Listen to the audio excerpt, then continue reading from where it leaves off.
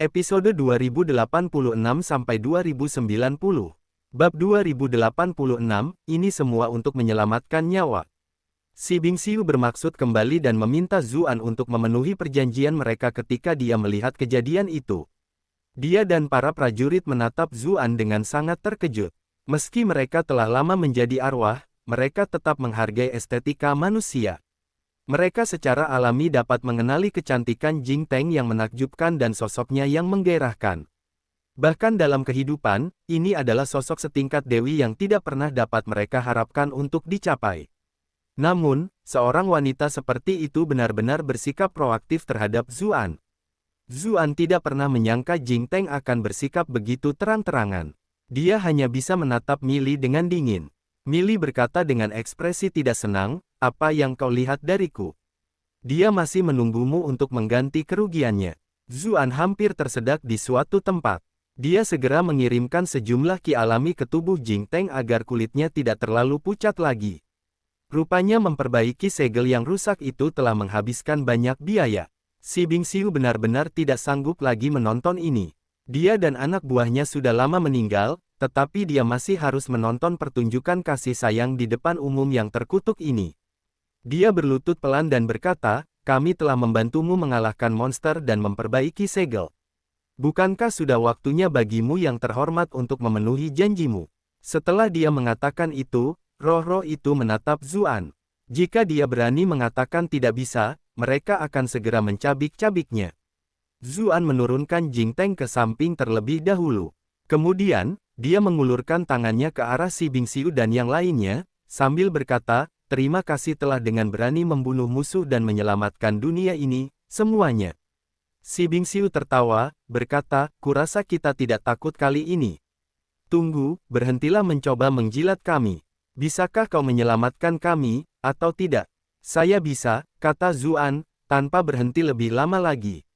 Sebaliknya, ia menggunakan sutra asal mula primordial, dan dengan keterampilan pemurniannya, ia melantunkan, "Debu menjadi debu, tanah menjadi tanah."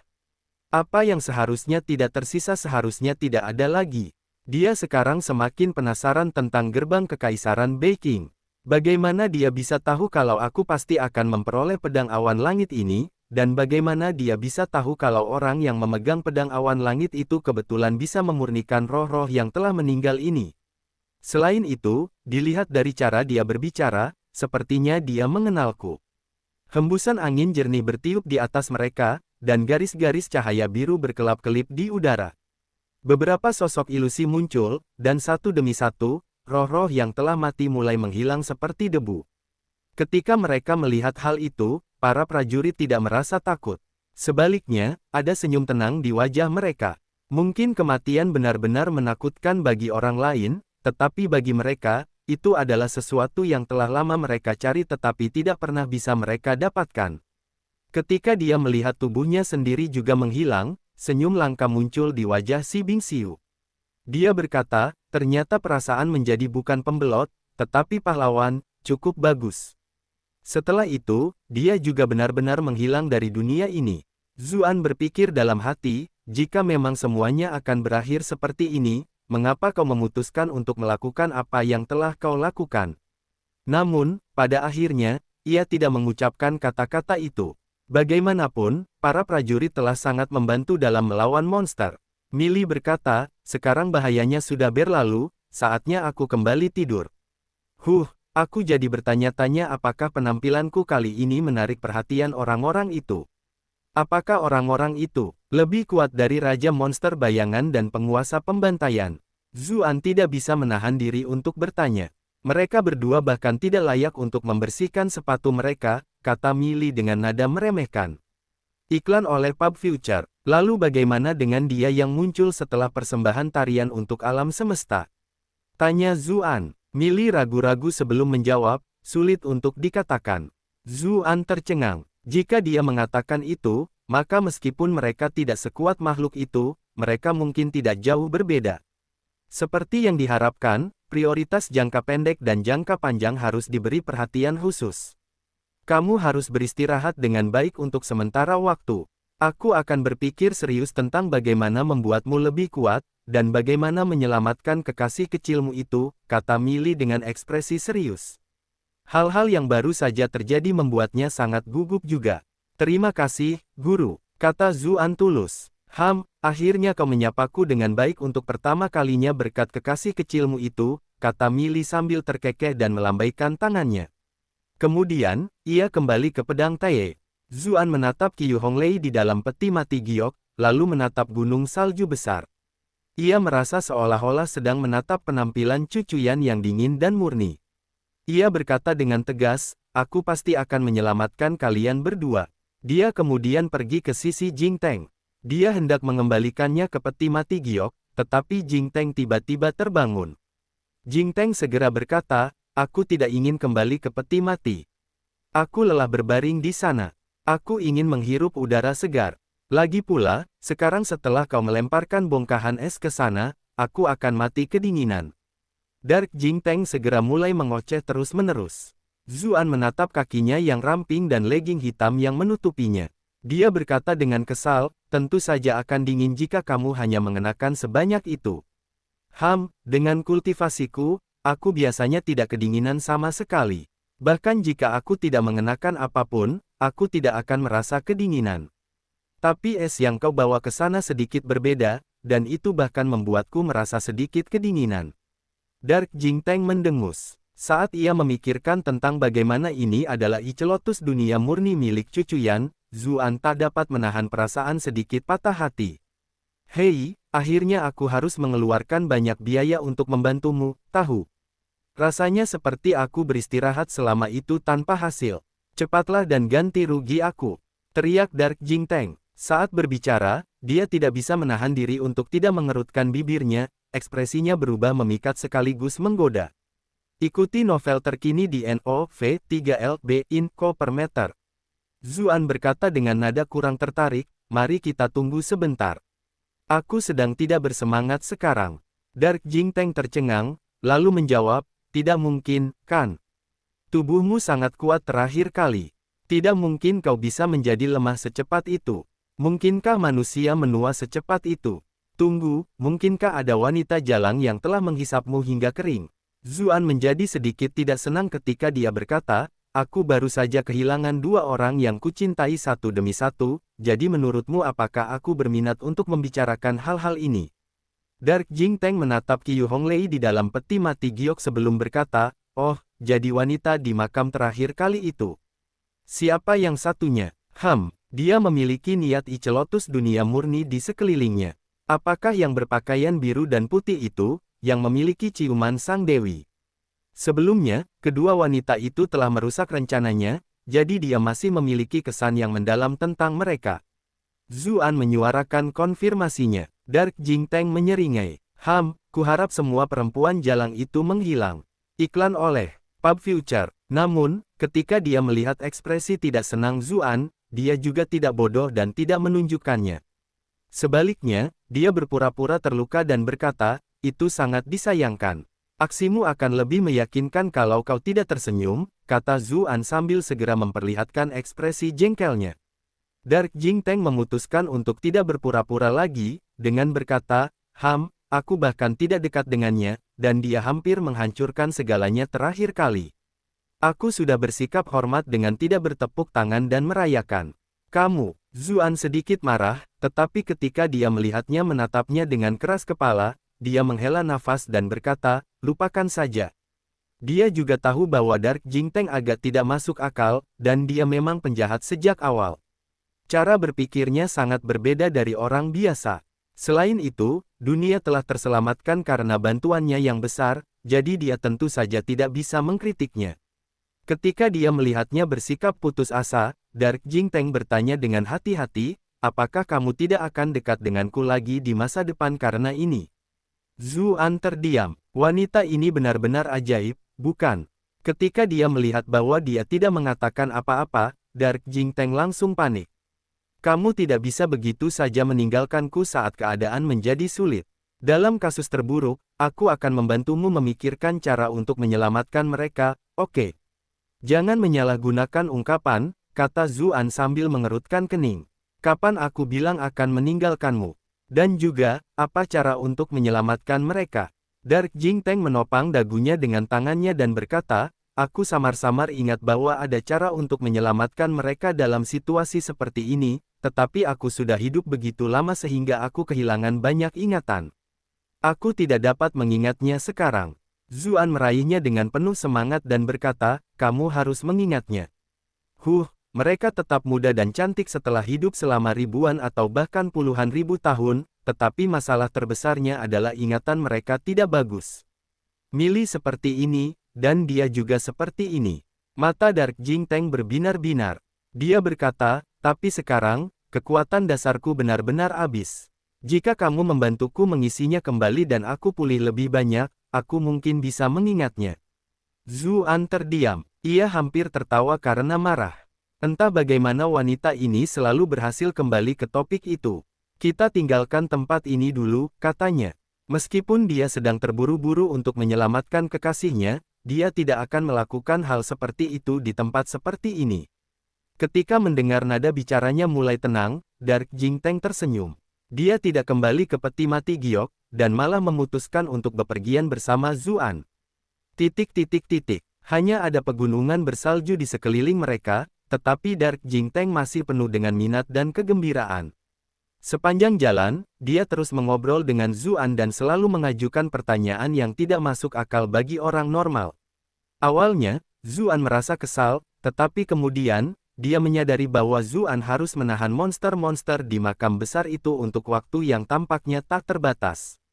Setelah menjadi dirinya sendiri, dia tinggal di alam hantu yang gelap, jadi dia mungkin tidak mendapatkan banyak kesempatan untuk melihat dunia luar. Dia tidak bisa menahan rasa kasihan padanya. Saat dia menjawab pertanyaannya, nadanya menjadi lebih lembut. Ketika dia merasakan perubahan itu, Dark Jingteng memegang tangannya dengan erat. Tubuhnya bahkan secara alami menempel padanya. Tak lama kemudian, asap dan debu tiba-tiba mengepul di kejauhan. Sekelompok penunggang kuda yang menunggangi berbagai jenis binatang aneh bergegas mendekat. Beberapa saat kemudian, mereka tiba. Yang di depan sangat menawan, dan ekspresinya memancarkan aura janda yang lemah lembut dan tak berdaya. Siapa lagi kalau bukan permaisuri kedua? Sementara itu, di belakangnya ada banyak ahli ras iblis. Saat itu, mereka juga melihat Zuan dan raut wajah mereka tampak gembira.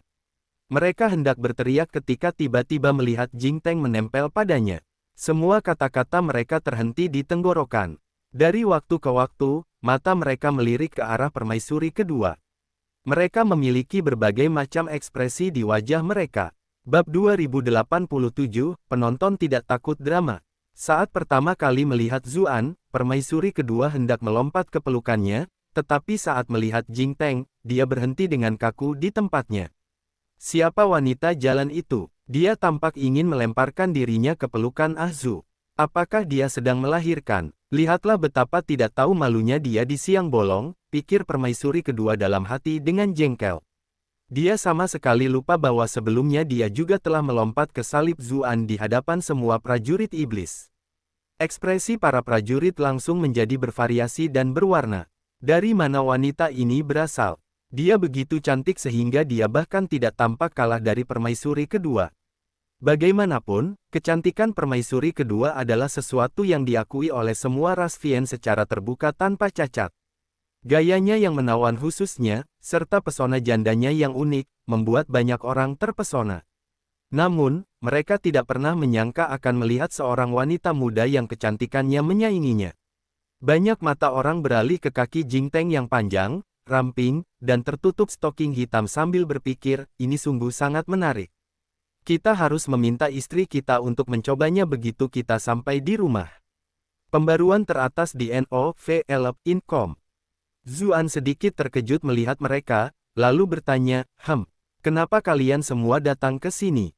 Permaisuri kedua menatapnya sejenak sebelum menjelaskan, kami sedang beristirahat dan mengatur ulang di kota Mengte, tetapi kami menemukan bahwa pertempuran sengit sedang terjadi di sini belum lama ini, dan dunia itu sendiri sedang berubah. Saya khawatir tentang keselamatan Anda, jadi saya membawa perlengkapan bantuan. Bagaimana situasi saat ini? Apakah kamu terluka? Ketika dia merasakan kekhawatirannya, Zuan merasa hangat di dalam hatinya. Dia berkata, terima kasih telah datang untuk membantu semuanya, tetapi masalahnya sudah terpecahkan. Apa yang sebenarnya terjadi? Cepat beritahu kami, seru permaisuri kedua, tercengang. Semua orang juga merasa itu tidak masuk akal. Kerusuhan tadi terasa seperti malapetaka. Mereka bahkan sudah bersiap untuk mati dalam pertempuran, namun Zuan sekarang berkata bahwa semuanya sudah beres. Meskipun mereka semua memahami kekuatan, suara, dan gemuruh pertempuran itu terlalu menakutkan. Sungguh sulit bagi mereka untuk percaya bahwa dia telah menyatukan semuanya sendirian. Butuh waktu untuk menjelaskan semuanya, kata Zuan, merasa sedikit sedih ketika mengingat apa yang terjadi pada Cucu Yan dan Qiu Honglei. Kalau begitu, mari kita kembali dan berbicara pelan-pelan di sepanjang jalan, kata permaisuri kedua. Meskipun dia juga terkejut, dia percaya bahwa dia tidak akan bercanda tentang sesuatu yang serius. Karena itu, dia memerintahkan pasukan untuk kembali. Pada saat yang sama, dia menyuruh orang membawa 2 binatang buas untuk ditunggangi Zuan dan Jingteng. Meskipun dia ingin berkuda bersama Zuan, dia tetap peduli dengan harga dirinya pada akhirnya. Bagaimanapun, dia masih permaisuri kedua dari ras iblis, dan belum lama ini dia menjadi janda. Dia sudah sangat dekat dengan Zuan belum lama ini, tetapi itu bisa dijelaskan sebagai kegembiraan setelah musibah. Jika dia terus menggodanya di depan wajah bawahannya, itu benar-benar akan mencoreng harga dirinya. Tiba-tiba matanya terbelalak, karena wanita cantik jelita yang menemani Zuan itu tidak menunggangi binatang buas yang telah mereka persiapkan untuknya, melainkan malah melompat ke pelukan Zuan dan berkuda bersamanya. Aku tidak ingin berpisah denganmu, ucap Jingteng seraya mengusap pipinya mesra ke dada Zuan, seolah-olah dia mengatakan sesuatu yang sangat kentara. Alis permaisuri kedua berkedut. Sejauh yang dia tahu, wanita ini penuh dengan rencana jahat, dan pasti sengaja pamer di depannya. Iklan oleh Pub Future. Saat mereka melihat ketiganya, para petinggi ras Vien lainnya menunjukkan ekspresi aneh. Ekspresi mereka antara tertawa dan menangis. Mengapa mereka tiba-tiba merasa seolah-olah permaisuri kedua sedang di-NTR oleh wanita lain? Biasanya, siapa di dunia ini yang bisa menerima kebaikan hati seseorang yang secantik permaisuri kedua? Bahkan jika mereka bisa, mereka akan terlalu takut menyakitinya sedikit pun. Siapa yang rela membuatnya merasa patah hati atau cemburu? Hanya bupati yang mampu melakukan hal seperti itu, dan wanita yang ditemukannya sama sekali tidak kalah dengan permaisuri kedua. Cek-cek, bupati benar-benar panutan bagi generasi kita. Kita harus meminta anggota klanku meminta tips kepada bupati begitu kita kembali. Ketika melihat ekspresi orang-orang, Zuan merasa sedikit malu. Dia ingin mendorong Jingteng menjauh, tetapi Jingteng malah memeluknya lebih erat.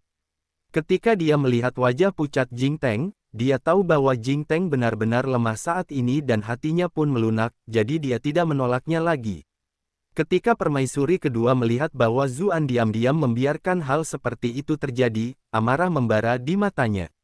Mereka sedang bertarung, mereka pasti sedang bertarung, pikir para tokoh berwibawa dari ras Vien, mengepalkan tangan mereka saat merasakan percikan api di udara. Mereka menatap kedua wanita itu dengan penuh semangat. Apapun yang terjadi, mereka tahu mereka tidak akan pernah bisa mendapatkan salah satu dari wanita itu, jadi mereka tidak keberatan menonton drama yang menarik. Sayangnya, hal-hal tidak berjalan sesuai harapan. Permaisuri kedua bertanya sambil tersenyum lebar, Bupati, siapakah wanita muda ini? Apakah Anda tidak akan memperkenalkannya kepada kami? Anda telah berhasil menipu permaisuri kedua sebesar +233 +233 +233. Zuan akhirnya bereaksi dan berkata, ini Nona Jingteng, ini permaisuri kedua. Jingteng sedikit terkejut saat mengetahui identitas orang itu. Dia berseru, oh, kau benar-benar janda permaisuri. Dia tidak menyangka wanita muda dan cantik seperti itu ternyata sudah menjadi janda permaisuri. Sebelumnya dia mengira bahwa semua janda permaisuri adalah orang-orang tua yang seperti nenek-nenek. Permaisuri kedua menyipitkan matanya. Apa maksudnya ini? Apakah dia mengolok-olok saya karena saya sudah tua? Zuan merasakan suasana hati sedang tidak baik dan segera berkata, ngomong-ngomong, berkat Jingteng kita bisa memperbaiki segel itu. Kemudian, dia menceritakan bagaimana Jingteng menggunakan 3 artefak dewa dan formasi penyegel monster besar untuk memperbaiki celah di angkasa. Sekarang, ekspresi orang-orang yang hadir langsung berubah. Mereka tidak lagi berani meremehkan Jing Teng saat melihatnya sekarang. Mereka mengira dia hanya selir yang hanya cantik karena penampilannya, tetapi tidak pernah menyangka dia begitu terampil. Ekspresi permaisuri kedua menjadi serius. Ia membungkuk hormat kepada Jing Teng dan berkata, "Saya berterima kasih kepada Nona Jing atas bantuanmu menggantikan semua orang dari ras iblis. Mulai hari ini, Nona Jing akan menjadi teman paling terhormat dari ras iblis kita. Bagaimanapun, dia adalah ibu dari sebuah kerajaan." Setelah mendengar seluruh ceritanya, bagaimana mungkin dia masih berpikiran sempit dan terus bersikap cemburu? Jing Teng tercengang. Awalnya, dia merasakan permusuhan misterius dari pihak lain, tetapi dia tidak peduli sama sekali. Apapun itu, dia hanya peduli pada Zuan saja. Namun, siapa yang tahu bahwa orang ini tiba-tiba menjadi begitu ramah dalam sekejap mata. Dia tiba-tiba merasa sedikit canggung, karena sebelumnya dia hanya tinggal bersama orang-orang yang terus-menerus berusaha mengecoh satu sama lain, di tempat di mana hanya kekuatan yang penting. Dia belum pernah mengalami rasa terima kasih yang tulus seperti ini sebelumnya. Iklan oleh Pub Future. Sebenarnya itu bukan masalah besar. Ahzu sudah berjanji untuk memberiku kompensasi, kata Jing Teng sambil melambaikan tangannya dengan tidak nyaman. Bagaimana dia akan memberimu kompensasi? Tanya permaisuri kedua dengan rasa ingin tahu. Jing Teng tersipu saat menjawab, dia. Setiap hari, dia akan. Dia tidak bisa mengatakan apa yang ingin dia katakan, karena Zuan sudah menutup mulutnya dan berkata, "Jangan khawatir, Yang Mulia. Saya akan berterima kasih padanya dengan baik." "Benarkah?" jawab permaisuri kedua, matanya melirik ke arah mereka berdua sambil menatap mereka dengan pandangan skeptis. Yang lain melihat bagaimana Zuan menutup mulut Jing Teng seolah-olah itu bukan masalah besar, dan bagaimana dia tampak tidak marah juga. Mereka semakin mengaguminya. Sepertinya bupati dan wanita ini sudah sangat dekat. Dia benar-benar panutan bagi semua pria. Kemudian, kelompok mereka melanjutkan perjalanan ke kota Mengte.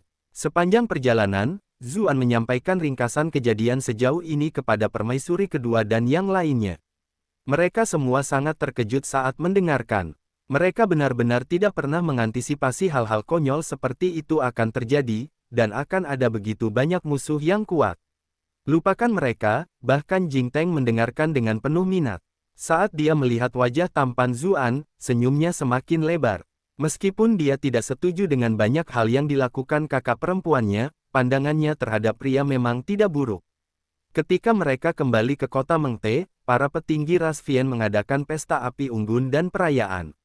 Meskipun mereka kekurangan persediaan, ketika mereka memikirkan tentang bagaimana bahaya di tanah yang disegel itu kini telah sepenuhnya dihilangkan dan bagaimana mereka sekarang hanya dapat fokus untuk melenyapkan monster-monster yang telah menyeberang, mereka tidak dapat menahan kegembiraan mereka. Ras iblis pandai membuat alkohol, dan yang paling terkenal adalah Burning Sky.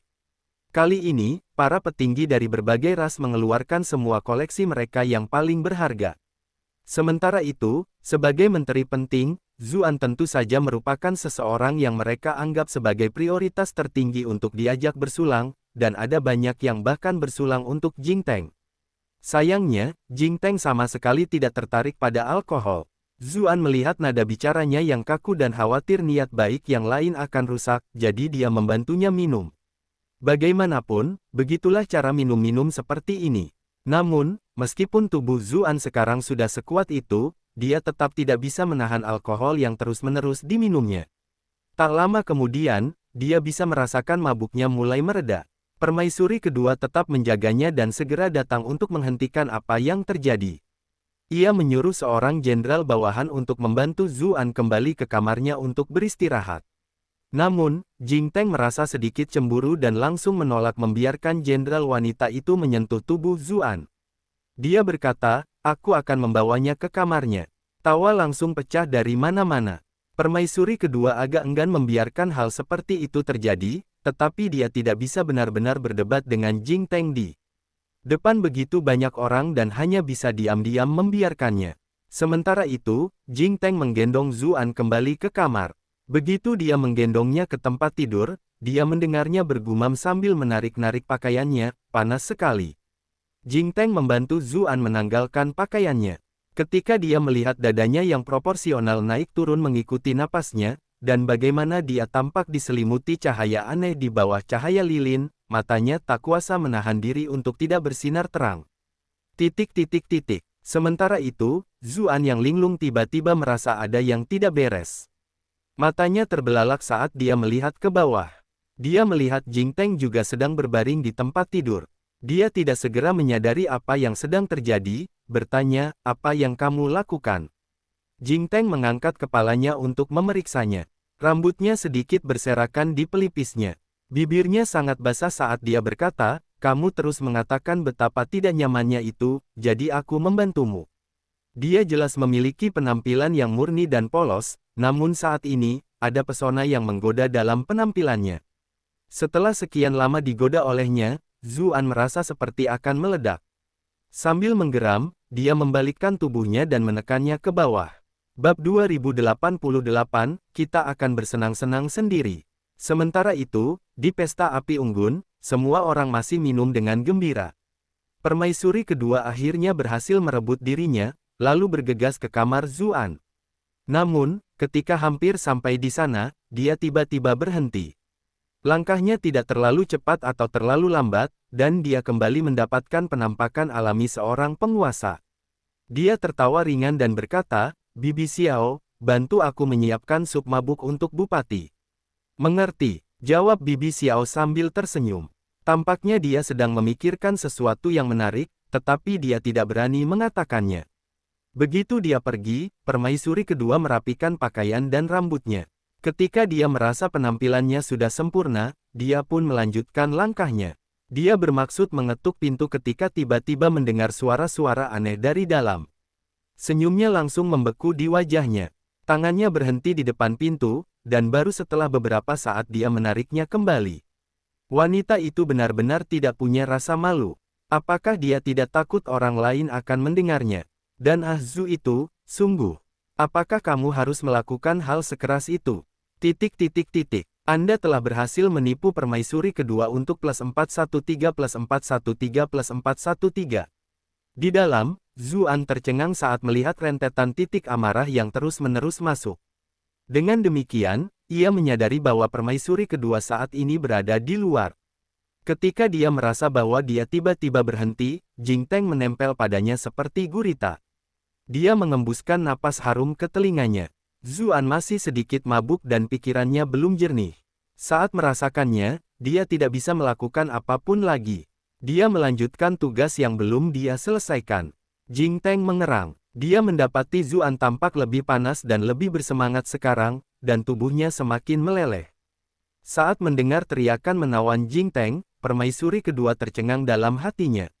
Seperti yang diharapkan dari seorang penggoda alami. Dia tidak bisa tinggal lebih lama lagi dan berbalik untuk pergi. Tidak lama setelah dia pergi, dia melihat Bibi Xiao membawa sup mabuk. Ketika dia melihat ekspresi permaisuri kedua yang tidak enak, Bibi Xiao bertanya dengan bingung, "Mengapa kamu pergi begitu cepat?" "Tidak apa-apa, tiba-tiba aku tidak ingin pergi ke sana lagi," kata permaisuri kedua dengan dingin. Bibi Xiao tercengang, lalu bertanya, "Lalu apa yang harus aku lakukan dengan sup mabuk ini?" "Berikan pada anjing," bentak permaisuri kedua, lalu pergi tanpa menoleh lagi. Bibi Xiao bingung. Beberapa waktu lalu dia baik-baik saja, jadi mengapa sekarang dia seperti ini? Jangan bilang dia bertengkar dengan Bupati. Iklan oleh Pub Future. Akan tetapi, meskipun gurunya sedang marah, dia tidak berani memberi makan sup itu kepada anjingnya. Dia memutuskan untuk tetap memberikannya kepada Bupati, agar dia tahu betapa mulia peduli padanya. Karena itu, dia segera membawa sup mabuk itu ke kamar Zuan. Dia bermaksud mengetuk pintu ketika mendengar suara-suara dari dalam.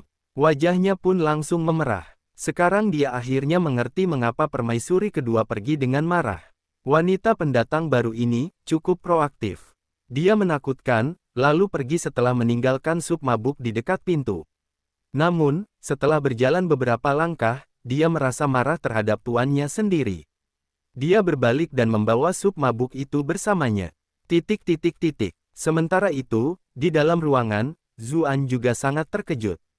Dia tidak menyangka tubuh Jing Teng yang lembut dan menawan ternyata menyembunyikan begitu banyak kekuatan. Mungkin karena pengalamannya sebagai penguasa alam hantu, tetapi Jing Teng yang gelap itu tangguh, dan dia menolak untuk menyerah. Ada beberapa kali dia ingin mengambil inisiatif. Namun Zuan bukanlah orang yang terbiasa mengalah, jadi keduanya terus bertengkar cukup lama.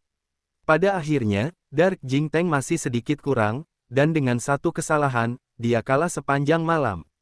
Ketika dia melihat matanya berputar ke belakang seolah-olah dia akan pingsan, Zuan merasa semakin percaya diri dan melanjutkan kemenangannya. Dia berpura-pura, bukankah kamu cukup pandai dalam hal ini? Mengapa kamu berhenti? Teruskan. Jing Teng membuka matanya dengan linglung.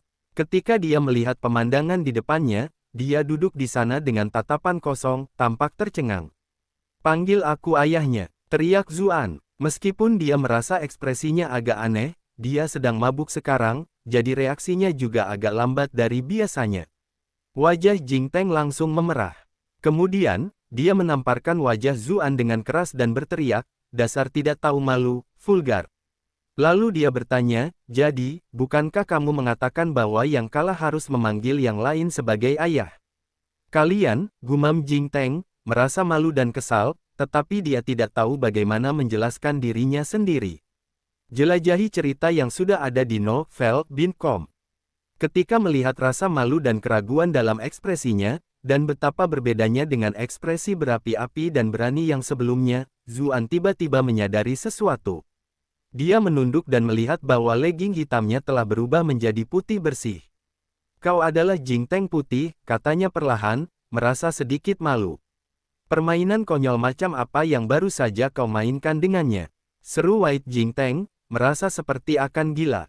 Ia akhirnya terbangun, namun ini adalah hal pertama yang ia alami. Zuan secara refleks bergerak ketika dia menjawab, bukankah sudah jelas?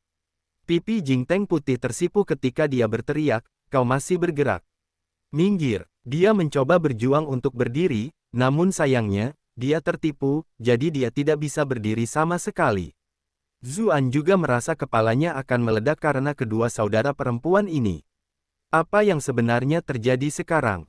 Namun, meskipun dia agak bingung, dia tahu bahwa jika dia benar-benar pergi sekarang, keadaan akan menjadi lebih sulit untuk dihadapi nanti. Itulah sebabnya dia mengabaikan konsekuensinya dan menciumnya. Biarkan aku, memem, pergi. Jing Teng putih memprotes dengan malu. Dia terus berjuang di bawahnya. Sayangnya, Zuan sepertinya tidak mendengarnya sama sekali. Dia menciumnya dengan kuat dan mendominasi. Awalnya, White Jing Teng menolak dengan kuat, tetapi gerakannya menjadi semakin lambat, dan perlawanannya melemah. Matanya yang indah menjadi sedikit berair. Bagaimanapun, dia, juga kekasihnya, dan keduanya pernah menjalin hubungan intim sebelumnya. Zuan tidak lagi bersikap kasar seperti saat bersama Dark Jing Teng. Dia menjadi semakin lembut. Setelah entah berapa lama waktu berlalu, Jing Teng menyentuh bekas luka di tubuh Zuan dengan sedih, sambil bertanya, apakah sakit? Iklan oleh Pub Future. Dia merasa terlalu panik dengan reaksi awalnya. Ini semua salah Dark Jing Teng. Jika kau mencium bagian itu, tidak akan sakit lagi, kata Zuan sambil menatapnya sambil tersenyum. Ia harus mengakui bahwa wanita itu benar-benar sangat cantik. Ia jelas memiliki wajah yang glamor dan tubuh yang sangat seksi, namun ia memiliki kepribadian yang polos yang tampaknya tidak sesuai dengan bentuk tubuhnya. Hal itu hanya membuatnya semakin menawan. Ia mengira dengan kepribadian White Jing Teng, ia pasti akan menolak, tetapi siapa sangka ia tiba-tiba akan bangun. Kemudian, tampak khawatir rambutnya akan menggelitik tubuh Zuan, ia menyibakannya ke belakang telinganya, memperlihatkan pipinya yang merah karena malu. Kemudian, ia mencium lukanya. Zuan dipenuhi dengan perasaan lembut. Dia langsung memeluknya. Ekspresi Jing Teng berubah sedikit saat dia berkata, tunggu, aku ingin kau melakukannya lebih pelan. Ketika melihat perilakunya yang menggemaskan dan pemalu, Zuan merasa kasihan. Dia tentu saja tidak tahan bersikap terlalu kasar padanya, dan malah dengan lembut mendekatkan kepala mereka. Jing Teng tiba-tiba berteriak, jika kamu tidak bisa melakukannya, biarkan aku saja. Walaupun suaranya hampir sama dengan White Jing Teng, nadanya sangat berbeda. Zuan terkejut. Dia menunduk dan melihat stoking putih bersih itu berubah menjadi hitam pekat. Ternyata Dark Jingteng sudah bangun lagi. Dia pingsan tadi dan benar-benar malu, tetapi sekarang setelah dia beristirahat sebentar, dia merasa bisa melakukannya lagi. Itulah sebabnya dia tidak sabar untuk mendapatkan kembali harga dirinya. Namun, stokingnya menjadi putih lagi dan Jingteng berteriak, "Tidak mungkin. Kau sudah melewati batas." Saat dia memikirkan bagaimana saudara perempuannya telah menggunakan tubuhnya untuk mempermainkan Zuan, White Jingteng merasa sangat tidak senang. Orang yang kompeten harus menggunakan tubuhnya. "Berhentilah menduduki toilet jika kamu tidak akan buang air besar," teriak Dark Jingteng saat stokingnya berubah menjadi hitam lagi. Dahi Zuan menghitam. "Apakah aku toilet atau?" Benar saja, bahkan White Jingteng pun mulai marah dan berkata, "Seorang wanita tidak seharusnya mengatakan hal-hal vulgar seperti itu. Siapa yang selalu ingin berpura-pura sepertimu? Kau jelas-jelas menginginkannya, tetapi kau bilang tidak." Dark Jingteng yang misterius. "Siapa bilang aku benar-benar menginginkannya?" teriak White Jingteng, hampir pingsan karena marah. "Kalau begitu, itu sempurna. Jika kamu tidak menginginkannya, aku akan melakukannya. Bukankah ini sama-sama menguntungkan?" Dark Jingteng tertawa, karena rencana jahatnya berhasil. Jingteng putih terdiam. "Aku tidak akan membiarkanmu," teriaknya dengan marah. Meskipun dia tidak bisa menang melawan saudara tirinya dalam pertengkaran, dia tetap berjuang karena suatu alasan. Tak lama kemudian, aura kedua wanita itu hanya mampu menguasai tubuh mereka. Stoking itu terkadang berubah menjadi hitam, dan terkadang putih. Pada akhirnya, tak seorang pun bisa menang melawan yang lain. Yang satu menjadi putih, yang lain menjadi hitam. "Berhenti, berhenti, berhenti. Aku tidak ingin membuang-buang energi yang akhirnya aku pulihkan dari konflik internal semacam ini," teriak Dark Jingteng. "Kalau begitu, tidur saja," bentak White Jingteng. Dia benar-benar kesal karena adiknya mengganggu waktunya bersama kekasihnya. "Kenapa aku harus tidur lagi? Kamu mungkin juga tidak ingin tidur lagi. Bukankah keadaan kita sekarang baik-baik saja? Kita berdua akan bersenang-senang," kata Dark Jingteng seolah-olah itu sangat masuk akal. Jingteng putih terdiam. Zuan merasa khawatir. Bab 2089, kembali. Jingteng putih tidak dapat menahannya lagi, dan berseru, "Apakah kamu masih punya rasa malu?" Dark Jingteng bingung, berkata, "Kamu menyukainya, dan aku juga menyukainya, tetapi tidak satu pun dari kita ingin minggir. Jadi mengapa kita tidak mundur selangkah dan bermain bersama? Bukankah itu ide yang bagus? Bagian mana yang perlu dirasa malu?" White Jingteng terdiam. Akhirnya dia bertanya, "Apakah kamu benar-benar tidak tahu, atau kamu berpura-pura? Bagaimana kita bisa melakukan hal semacam ini bersama-sama? Kenapa kita tidak bisa melakukannya bersama-sama?" bentak Dark Jingteng dengan kesal. "Aku sudah mencoba berkompromi di sini, tapi kau masih saja bersikap agresif. Kalau begitu, kau tidak bisa menyalahkanku karena bersikap bermusuhan." Jingteng putih membalas dengan marah, "Ini memang tubuhku, jadi mari kita lihat bagaimana kau akan bersikap bermusuhan." "Bukankah ini juga tubuhku?" jawab Dark Jingteng, menolak untuk mundur sama sekali. Ketika melihat dua wanita itu bertengkar dengan marah, Zuan tidak tahan lagi dan menasihati mereka, "Kakak beradik tidak seharusnya bertengkar seperti ini." Kedua wanita itu menatapnya bersamaan dan berseru, "Kamu harus memilih. Siapa di antara kami yang ingin kamu tinggali?" Zuan tercengang. Dia tidak menyangka akan memancing agresi mereka terhadap dirinya sendiri. Dia melihat kedua orang ini, yang jelas-jelas berbagi tubuh yang sama dan mengatakan hal yang sama kepadanya dengan wajah yang sama. Dia tidak bisa menahan perasaan sedikit geli, menjawab, "Bukankah sama?" "Kita tidak sama," kata kedua saudari itu serempak. Mereka tidak menyangka satu sama lain akan mengatakan hal yang sama. Keduanya mendengus saat mendengar apa yang dikatakan orang lain. Mereka ingin memalingkan muka, tetapi yang satu ingin menoleh ke kiri dan yang lain ke kanan, jadi mereka tetap di tempat yang sama. Mereka hanya bisa menatap Zuan dengan jengkel dan menunggu jawabannya. Zuan ragu sejenak, lalu berkata pelan, "Hanya anak kecil yang harus memilih. Orang dewasa tentu menginginkan semuanya." Kedua wanita itu tercengang, tetapi kemudian mereka sangat malu. Bahkan Dark Jingteng, yang awalnya mendukung hal ini, mulai berharap bahwa dia akan memilihnya. Karena itu, kedua wanita itu memiliki pendapat yang sama. Mereka bergegas ke Zuan dengan marah untuk melampiaskan rasa frustrasi dan amarah mereka. Anda telah berhasil menghubungi White Jingteng untuk +444 +444 +444. Anda telah berhasil menghubungi Dark Jingteng untuk +444 +444 +444. Zuan mulai berteriak sedih akibat intimidasi mereka, tetapi tentu saja, sulit mengatakan apakah dia benar-benar kesakitan atau sebenarnya dia bahagia. Keesokan paginya, saat Zuan bangun, ia mencari halaman terpisah untuk fokus pada meditasi. Setelah beberapa hari pertempuran sengit, ia sekarang benar-benar memahami betapa banyak makhluk kuat di luar dunia ini, beberapa bahkan di luar imajinasinya. Jika ia masih tidak waspada, ia hanya akan berakhir tidak berdaya lagi saat ia mengalami hal serupa di masa mendatang. Tentu saja, ia jelas tidak ingin mengalami apa yang telah terjadi lagi. Dia menggunakan sekumpulan keterampilan pedang di halamannya, lalu mengedarkan semua keterampilannya yang beragam sekali. Namun di tengah-tengah, dia tidak dapat menahan diri untuk tidak memegang pinggangnya. Saya merasa sedikit sakit. Iklan oleh Pub Future. Wanita yang merepotkan, tidak, sepasang wanita. Tiba-tiba, sebuah suara berkata dengan nada mengejek, cek-cek, aku tidak menyangka bahkan bupati bertubuh besi itu bisa sakit pinggang dan punggung. Sepertinya kau benar-benar menikmati waktu yang luar biasa tadi malam. Anda telah berhasil menipu permaisuri kedua sebesar +745 +745 +745. Saat merasakan kemarahannya yang tak terkendali, Zuan bereaksi cepat dan menjelaskan, apa yang sedang kamu pikirkan. Ini adalah luka-luka yang tersisa dari pertempuran melawan penguasa pembantaian. Benar saja, ketika mendengar bahwa itu adalah luka-luka akibat pertempuran, permaisuri kedua tidak bisa terus-menerus bersikap marah. Dia mendekat dan bertanya, bagaimana perasaanmu sekarang? Haruskah aku memanggil dokter militer untuk memeriksanya? Tidak apa-apa, hanya sedikit sakit. Aku akan baik-baik saja setelah beberapa hari, jawab Zuan, merasa sangat cemas saat melihat ekspresi gugupnya.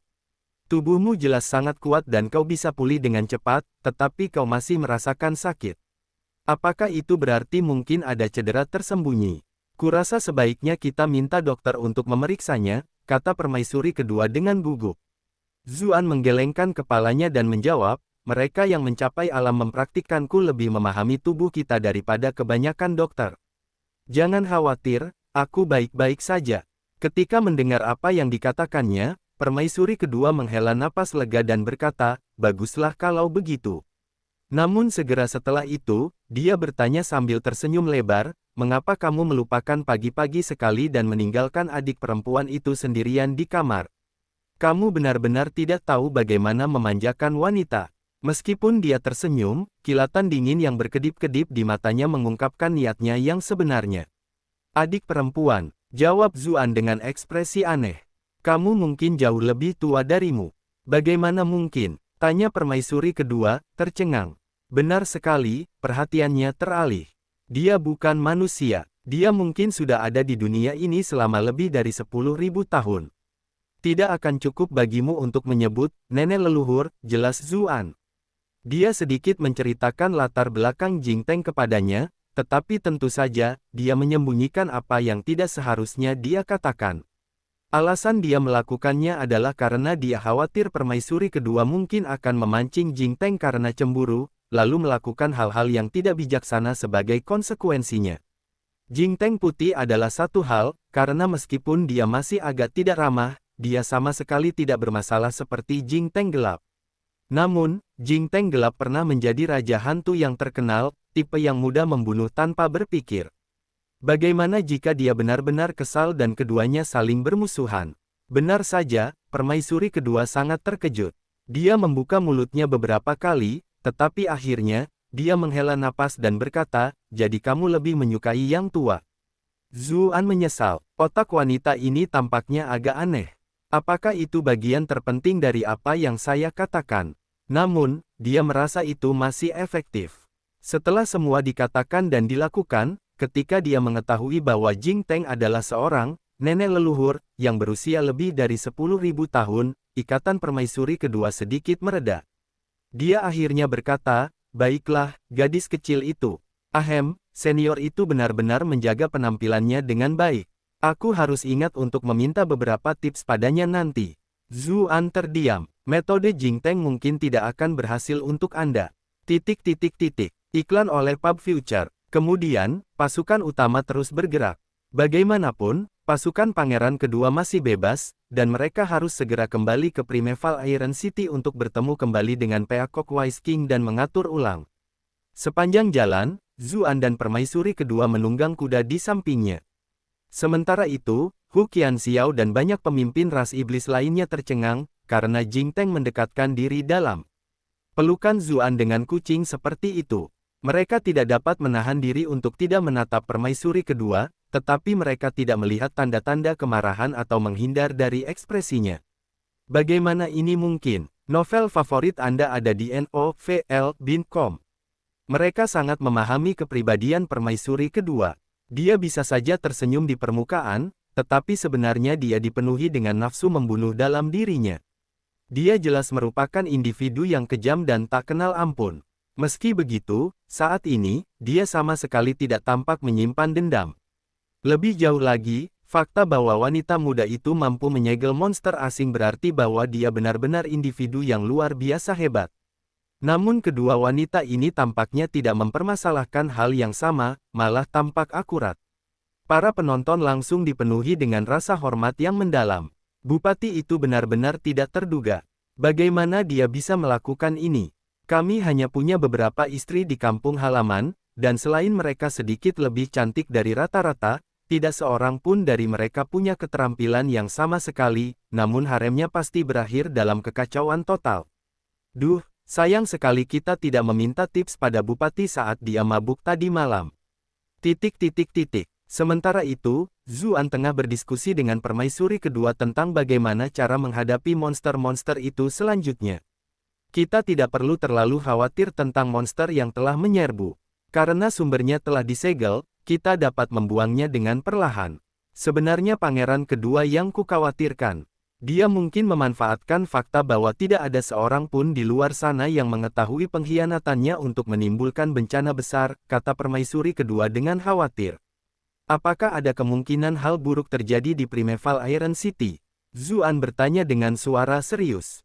Itulah basis logistik ras Vien. Jika terjadi sesuatu yang salah di sana, bahkan mereka mungkin tidak dapat meninggalkan tempat ini dengan lancar. Tidak mungkin. Raja Merak bijaksana sangat teliti, dan ditambah dengan akal Nanwu, pangeran kedua seharusnya tidak bisa menipu mereka, jawab permaisuri kedua setelah berpikir sejenak. Zuan menghela napas lega. Bagaimanapun, Yu Yanluo dan yang lainnya telah mundur ke kota besi purba. Karena permaisuri kedua telah menyimpulkan bahwa kota besi purba baik-baik saja, itu berarti tidak banyak yang perlu dikhawatirkan. Akankah dia tiba-tiba membantai semua orang dan melengsarkan kaisar muda? Tanyanya tiba-tiba. Itulah yang aku khawatirkan, kata permaisuri kedua sambil menggigit bibirnya. Bagaimanapun, pangeran kedua adalah bagian dari keluarga kerajaan, dan dia memiliki banyak prestise.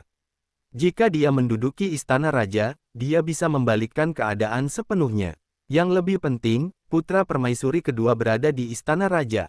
Jangan khawatir. Aku mendengar Raja Merak bijaksana mengatakan bahwa karena serbuan monster, jalan menuju istana raja dalam keadaan siaga tinggi. Tidak akan mudah bagi pangeran kedua untuk memimpin pasukannya langsung ke sana, kata Zuan menghibur. Permaisuri kedua menghela napas lega dan berkata, saya harap begitu. Mereka berdua memiliki kekhawatiran masing-masing, jadi pasukan bergegas kembali. Untungnya, orang-orang yang dibawa oleh permaisuri kedua adalah orang-orang terbaik. Mereka tidak lambat sama sekali, dan setelah beberapa hari perjalanan, kelompok mereka akhirnya kembali ke Primeval Iron City. Ketika mereka pertama kali melihat pasukan itu, para pengintai di Primeval Iron City segera meniup trompet mereka. Semua prajurit di kota itu menunjukkan ekspresi waspada. Namun kemudian seseorang berteriak kegirangan, itu permaisuri kedua dan bupati. Seluruh kota langsung bersorak. Yu Yanluo dan ayah anak dari ras Merak bergegas keluar kota. Yu Yanluo, khususnya, agak takut dan gelisah. Sekarang setelah mendengar bahwa Zuan telah kembali dengan selamat, dia langsung merasa sangat gembira. Dia tidak bisa menahan diri dan berlari cepat. Namun, Kemudian, dia menemui masalah yang sama dengan yang dialami permaisuri kedua. Ada seorang wanita cantik yang meringkuk di pelukan Zuan. Yu Yanluo tidak dapat menahan diri untuk tidak berhenti di tempatnya. Bab 2090, Provokasi. Ketika melihat reaksi Yu Yanluo, permaisuri kedua merasa sangat segar. Dia tidak bisa menanggung perasaan seperti ini sendirian, bukan? Akan lebih baik lagi kalau mereka akhirnya bertarung satu sama lain. Sayangnya, dia kecewa karena Yu Yanluo tidak bertindak. Sebaliknya, dia menatap Zuan dengan mata yang indah dan berkata, "Ah Zu, kamu akhirnya kembali." Sekarang giliran Jing Teng yang terkejut. Tatapan mata wanita ini sungguh memikat. Bahkan dia, sebagai seorang wanita, sedikit kurus. Wanita ini begitu cantik, dan cara bicaranya kepada Zuan begitu istimewa. Jing Teng tak kuasa menahan diri untuk bertanya, siapa dia? Tentu saja, itu adalah Jing Teng gelap. Jing Teng putih pasti tidak akan bisa berpelukan di pelukan Zuan di depan begitu banyak orang. Dia adalah Ratu Medusa, Yu Yanluo. Dia juga kekasihku, kata Zuan sambil menatap Yu Yanluo sambil tersenyum. Matanya penuh kehangatan dan kelembutan. Permaisuri kedua segera merasa cemburu. Mengapa Azu tidak mengakui hubungan kita padahal kita mengalami situasi serupa terakhir kali? Tentu saja, dia juga tahu bahwa tidak mungkin dia akan mengatakan bahwa dia adalah kekasihnya di depan begitu banyak prajurit Vien. Kau tahu aku jadi Ratu Medusa. Dia bisa berbicara sendiri. Yu Yanluo juga merasa hangat di dalam hatinya. Dia mengira Zuan akan menyembunyikan hubungan mereka karena dia memiliki wanita itu di pelukannya, tetapi ternyata dia tidak menutupinya sama sekali. Seperti yang diharapkan dari lelakiku yang kuat dan berwibawa. Senyum ambigu muncul di wajahnya saat dia bertanya, apakah aku datang pada waktu yang buruk? Zuan mengulurkan tangannya dan menjawab, tidak, kamu datang pada waktu yang tepat. Ketika mereka melihatnya, mata yang lain terbelalak. Apakah bupati itu benar-benar hebat? Bahkan jika Anda bisa memuaskan semua wanita ini, haruskah Anda melakukan semuanya pada saat yang sama? Permaisuri kedua berteriak dalam hati, mengharapkan terjadinya perang neraka antara wanita ini. Bagaimanapun, Ratu Medusa adalah seorang pemimpin klan. Apakah dia benar-benar tidak ingin malu? Selain itu, ada wanita itu. Temperamennya yang suka cerewet tampaknya tidak menyenangkan. Mungkin Yu Yanluo bisa menahan diri, tetapi dia pikir wanita lain pasti tidak akan bisa.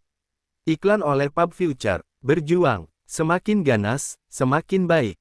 Ekspresi Yu Yanluo juga menjadi sedikit mencela. Ah Zu, orang ini, sungguh. Tetap saja, dia tidak bisa mempermalukannya di depan begitu banyak orang. Selain itu, setelah krisis baru-baru ini, mereka hampir terpisah selamanya oleh kematian. Satu-satunya hal yang dia harapkan adalah agar kekasihnya kembali dengan selamat. Sekarang setelah keinginannya terpenuhi, bagaimana mungkin dia masih memiliki kekhawatiran duniawi seperti itu? Setelah ragu-ragu sejenak, dia berjalan ke arah Zuan dengan sedikit malu, lalu bersandar pada pelukannya. Ketika dia melihat Yu Yanluo berjalan mendekat, alis Dark Jing Teng terangkat. Dia hendak bertindak, tetapi setelah memikirkannya, dia merasa bahwa Zuan cukup hebat. Dia dan saudara kandungnya bahkan tidak sebanding dengannya ketika mereka bekerja sama, jadi dia merasa perlu mencari sekutu untuk membantu mereka. Wanita ini tidak buruk.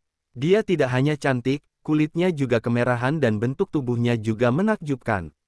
Dia jelas wanita yang mampu menanggung bebannya sendiri. Ketika dia memikirkan hal-hal ini, alisnya sedikit mengendur. Faktanya, ketika Yu Yanluo bersandar di bahu Zuan, Dark Jing Teng tidak bisa menahan diri untuk tidak menyentuh istrinya dan bertanya, rambutmu benar-benar agak istimewa. Bagaimana bisa begitu tebal? Yu Yanluo sedikit terkejut ketika merasakan kepribadian aneh wanita itu. Dia secara refleks menjawab, itu adalah sifat khusus dari garis keturunanku. Mereka bisa berubah menjadi ular.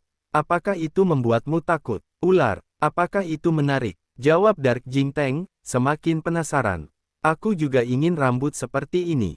Ketika mereka melihat dua wanita itu mengobrol seolah-olah mereka adalah saudara kandung, rahang para penonton hampir terangkat ke lantai.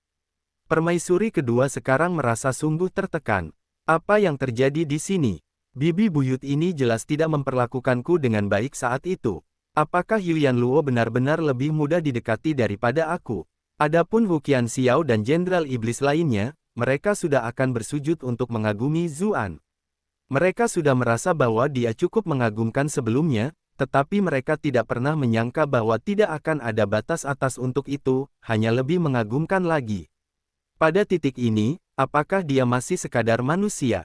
Raja Merak bijaksana tidak dapat menahan diri untuk tidak menoleh ke belakang dan menatap Puting. Ia tahu bahwa jempol tampaknya memiliki semacam kesan misterius yang baik terhadap Bupati, tetapi sekarang, tampaknya ada kemungkinan besar ia akan patah hati atas kejadian ini. Wajah Kong Nanwu menjadi gelap sesaat. Namun, tak lama kemudian, senyum muncul di wajahnya. Dia wanita yang cerdas. Karena sudah begitu banyak wanita luar biasa di sekitar Zuan, mengapa dia repot-repot ikut dalam keramaian? Hanya melihat mereka dari jauh saja sudah cukup. Pada akhirnya, permaisuri kedua tidak dapat menahan rasa cemburu lagi dan berkata, bagaimana kalau kita masuk ke kota terlebih dahulu? Dia sebenarnya ingin menambahkan, berapa lama kalian bertiga berencana untuk berpelukan, tetapi pada akhirnya, dia tidak melakukannya. Yu Yanluo akhirnya sadar kembali. Dia mendorong Zuan dengan lembut karena malu. Zuan mengetuk dan melepaskannya. Kemudian, kelompok mereka dengan cepat memasuki kota. Iklan oleh Pub Future. Zuan dan permaisuri kedua mendengarkan Raja Bijak Merak di aula kota utama. Mereka semua merasa sangat senang dan lega karena rencana pangeran kedua tidak berhasil. Permaisuri kedua memegang tangan Yu Yanluo dan berkata, jangan bersikap bodoh lagi di masa depan.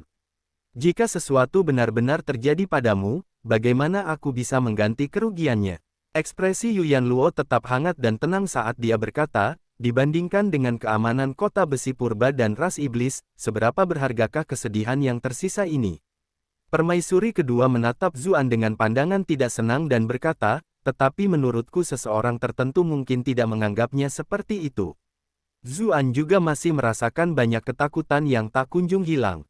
Syukurlah dia telah menciptakan jimat pelindung terhadap parasit, kalau tidak, dia mungkin tidak akan pernah bisa melihatnya lagi. Ketika dia memikirkan pelaku utamanya, ekspresinya berubah begitu saja. Dia bertanya, di mana pangeran kedua sekarang? Setelah hari itu, pangeran kedua tahu bahwa dia mungkin tidak akan mampu menaklukkan kota besi purba untuk saat ini, jadi dia diam-diam pergi pada malam hari, kata Kong Nanwu. Apakah dia menuju ke istana raja?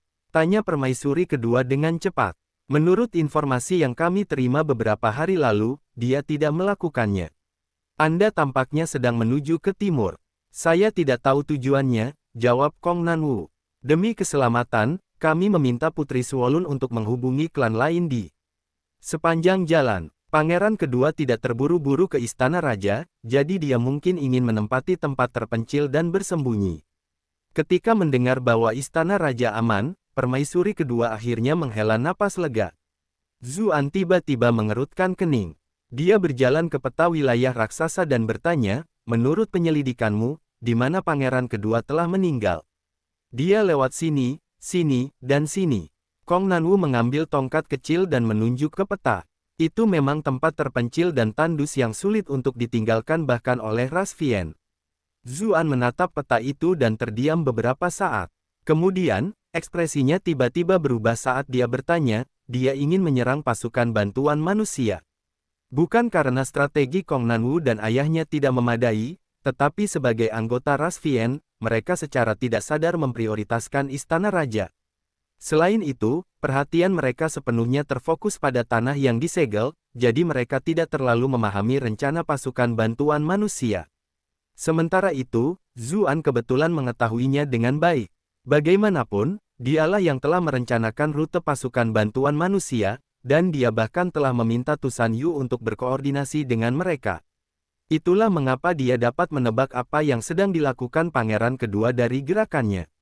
Benar saja, ekspresi Kong Nanwu berubah. Dia langsung menebak rencana pangeran kedua dan berteriak, oh tidak, jika balasan bantuan manusia diserang, itu mungkin memicu perang lain antara kedua belah pihak. Kemudian, seluruh dunia akan kacau, dan pangeran kedua akan dapat mengambil keuntungan dari kekacauan itu. Sementara itu, pasukan bantuan manusia telah bergerak ke utara. Hari sudah gelap, dan pasukan mulai berdiri tegak. Di perkemahan utama, seorang tetua berpakaian jubah resmi sedang santai menyeruput teh, sementara dua orang muda sedang berdebat sesuatu dengan wajah memerah. Salah satu dari mereka memiliki alis tebal dan mata besar, sementara yang lain memiliki fitur wajah yang lebih cerah. Yang terhormat Raja, kita harus menempatkan lebih banyak patroli di sekitar kita. Bagaimana jika ada serangan musuh di tengah malam? Yang lebih darimu tidak lain adalah pemimpin pasukan bantuan manusia, Raja Liang, Zhao Yi. Sementara itu, anak-anak muda adalah saudara dari klan Qin, Qin Guangyuan dan Qin Yongde.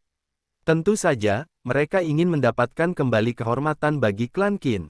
Jadi, begitu mereka pulih, mereka mengajukan diri untuk bergabung dengan ekspedisi ke utara sebagai bagian dari pasukan bantuan. Bahkan Qin Yongde, yang biasanya menjalani kehidupan penuh pesta seks, sekarang jauh lebih dewasa dari sebelumnya. Raja Liang berkata dengan suara tenang dan tanpa tergesa-gesa, kita semua sudah sangat lelah setelah perjalanan ini.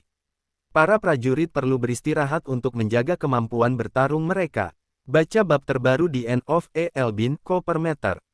Tetapi, tidak peduli seberapa lelahnya mereka, kepanduan bukanlah sesuatu yang bisa diabaikan. Kata Qin Guangyuan dengan gugup. Ini adalah wilayah Rasvian, dan negara Bluefield bahkan mengawali kita sepanjang jalan, memperlakukan kita dengan sangat baik. Jika kita mengirim lebih banyak fotografer, bukankah itu hanya menunjukkan ketidakpercayaan terhadap Rasvian? Bagaimana jika kita akhirnya merusak perdamaian yang telah sulit kita dapatkan? Apakah kalian sanggup menanggung akibatnya? Raja Liang menjawab sambil melirik mereka. Kami adalah tentara dan tidak tahu banyak. Kami hanya tahu bahwa sebagai tentara, kami harus memastikan keselamatan tentara, kata Qin Guangyuan dengan keras kepala. Jika kamu begitu khawatir, maka kamu bisa membawa orang-orangmu sendiri untuk pergi mengintai. Bentak Raja Liang dengan tidak sabar. Para saudaranya berharap, hanya saudara-saudara kita sendiri yang berpatroli dan berjaga sepanjang waktu, mereka sudah sangat kelelahan. Jadi kami berharap Raja dapat menugaskan lebih banyak personel. Membanting, bukankah semua itu akibat ulahmu sendiri? Raja Liang berteriak sambil mengetuk meja. Raja ini sudah cukup lama menoleransi kalian berdua. Kalian berdua penuh dengan kritik dan terus memberi perintah seolah-olah kalian adalah pemilik tempat ini. Apakah kamu komandannya di sini atau aku? Apakah kalian pikir pasukan ini masih wilayah klan Qin? Minggir dari hadapanku.